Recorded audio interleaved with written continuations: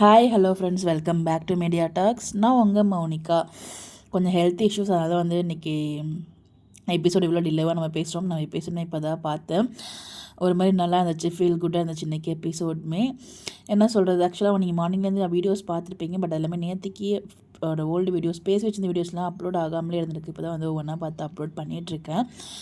இன்றைக்கி எபிசோட் ரொம்பவே நல்லா இருந்துச்சு. அதுவும் நம்ம சகலைகள் பாய்ஸ் தான் அக்கா தங்கச்சிகள்லாம் ஒன்றா ஒரே வயதில் பிறந்தாலும் அவங்களுக்குள்ளே இருக்க பாண்டிங்கை விட நம்ம சகலைகளோட பாண்டிங் ரொம்பவே அழகாக இருக்குது. ஸோ ரொம்ப அழகாக பார்க்குறதுக்கு நம்ம கண்ணே பற்றும் போல் அந்தளவுக்கு அழகாக இருந்துச்சு.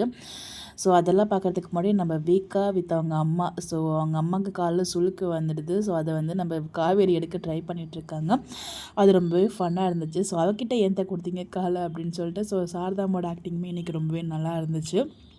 ஃபைனலாக நம்ம விஜய் தான் வந்து பார்த்திங்கன்னா விளக்கெண்ணெய் இது போய் விளக்கெண்ணெய் எடுத்துகிட்டு வா அப்படின்னு சொல்லிட்டு அந்த காலை நீவி விடுறது, பேக்ரவுண்டில் மியூசிக் எல்லாமே ரொம்ப நல்லா இருந்துச்சு. ஃபைனலாக அவங்க மாமியாரோட காலை சரி பண்ணிவிடுவார்.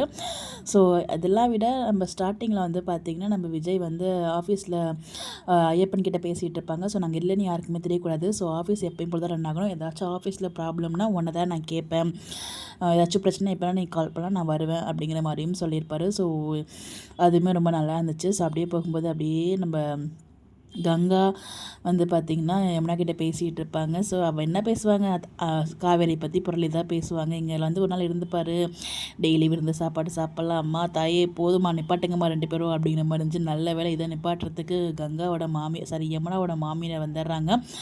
ஸோ வந்துட்டு அவங்க வந்து இவ்வளோ தோசை இது மட்டுமே திங்க போடியா, என் பையன் என்கிட்ட வந்து சொல்லிட்டான் சமைச்சு வைக்க சொல்லிட்டு அப்படிங்கிற மாதிரி அவங்கள வெறுப்பேற்றிட்டு இருப்பாங்க. இவங்களை வெறுப்பேற்றுற மாதிரி அவங்களும் சாப்பிட்டுட்ருப்பாங்க.